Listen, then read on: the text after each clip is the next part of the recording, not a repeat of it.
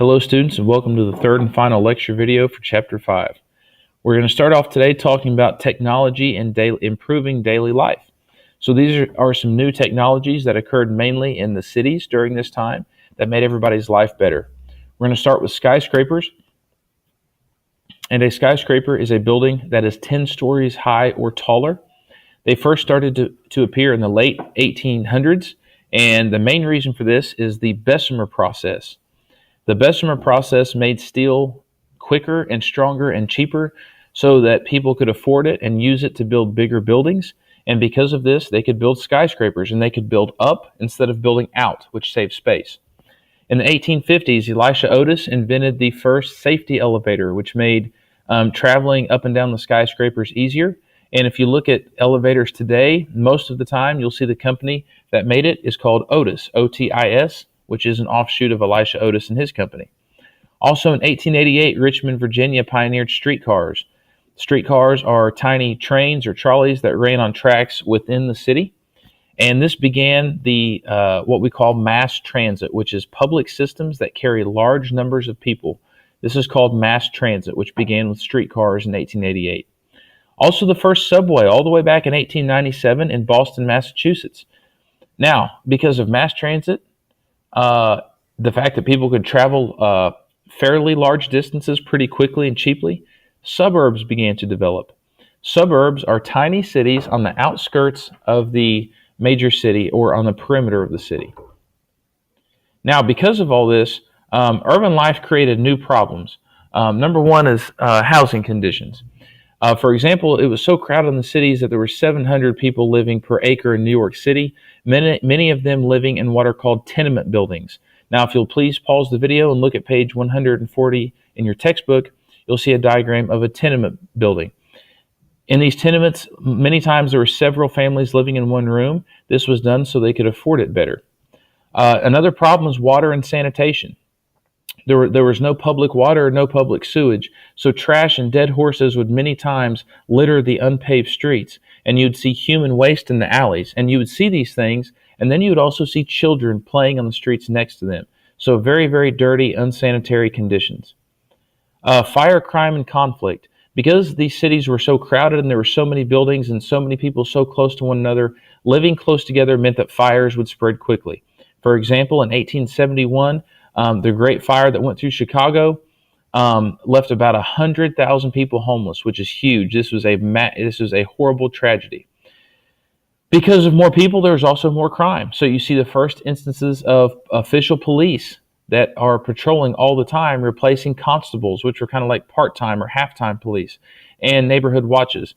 You saw the beginning of the professional police force in America. And then also, this was the beginning of gangs or conflict between ethnicities, people having home turf, and the Chinese fighting the Irish and so forth. And this was a negative offshoot of the ghettos, okay? People living in one ghetto of one ethnicity would fight against people from another ghetto from another ethnicity. So these were all brand new problems created by urbanization. Now, a nickname for this age, for this time period, is called the Gilded Age, and this was given to this age by Mark Twain, and it describes the 1890s specifically. Now, if something is gilded, it means that it is covered in a thin layer of gold, and whatever is beneath that thin layer is of very little value. So, for example, you may take a pencil and cover it in a thin layer of gold, and it looks very, very valuable, but if you look just beneath the surface, it's not valuable at all. This was what some critics said American society was like. They said if you looked at it from the outside, there were a few very, very wealthy individuals that made our society look great, but if you looked just below the surface, there were many, many, many more poor people, and it wasn't as valuable as what it really looked. So that's why that time period is called the Gilded Age. Something that marked this period is also a concept called conspicuous consumerism. And that means that people buy expensive products in order to show their wealth. And people did this during this time because they had more money due to the fact they were working in factories. And people wanted the many new products that were coming on the market and were willing to buy it to show that they had money. Also, advertising was used for the first time to a large extent during this time period. Roland H. Macy opened the first what we call department store in 1858, and as we all know, Macy's is still around today.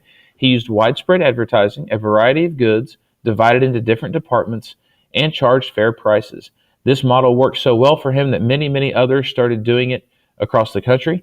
John Wanamaker offered the first money-back guarantee, and companies began to develop trademarks and logos so that people could recognize their product. Because of the new prosperity, we had a higher standard of living in this country, which means that Americans began to measure success by what they could buy. Instead of making clothes at home, many people began buying factory-produced clothing and prepackaged food. Also, indoor plumbing started to become popular during this time, especially in major cities. We also have a concept called mass culture. It's a phenomenon describing how America became more and more alike in their buying patterns. Why did this happen? Number one is because of advertising, which was done mainly through newspapers. When people were reading newspapers all across the country, they were looking at the same advertisements in Boston as they were in Richmond. So this was a first in America. This had never happened before. Between 1870 and 1900, newspaper circulation also grew by 700%. So more and more people were reading these newspapers and seeing the advertisements. We want to talk about Joseph Pulitzer, which was an immigrant from Hungary that had fought in the Civil War. His newspaper was called the New York World. It was very successful. He used it to expose political corruption, had the first comics, and had sports and illustrations, and was funded mainly by advertisers. His rival was a man named William Randolph Hearst. Pulitzer and Hearst battled each other to see who was the best and biggest and most successful publisher. He used the same tactics, and his publication was called the Morning Journal. Literature and arts were some things that were very popular. Stephen Crane wrote the book called The Red Badge of Courage, which was about the Civil War. A man named Horatio Alger wrote what were called dime novels, which were short stories about people who started life poor and through hard work became very wealthy. Now, these were very successful because people wanted to hope that they could do the same thing. So reading stories about people that did this made them feel like they could do the same thing. So these dime novels by Horatio Alger were very popular during this time. And lastly, we have education. Between 1870 and 1900, the number of high schools in America increased from just a few hundred people to 6,000.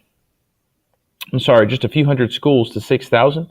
Science, woodworking, and drafting became core courses, skills that people could use after they graduated.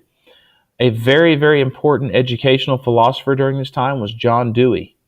He was a reformer, a professor, and a philosopher, and many of his ideas that he had about education are still in place today. In fact, he is known as the father of the modern American high school. His whole argument was that kids learn best by building things, by creating projects, and making something. And again, a lot of his ideas are still put in place today. Thank you for watching the lecture videos on Chapter 5. Have a great day.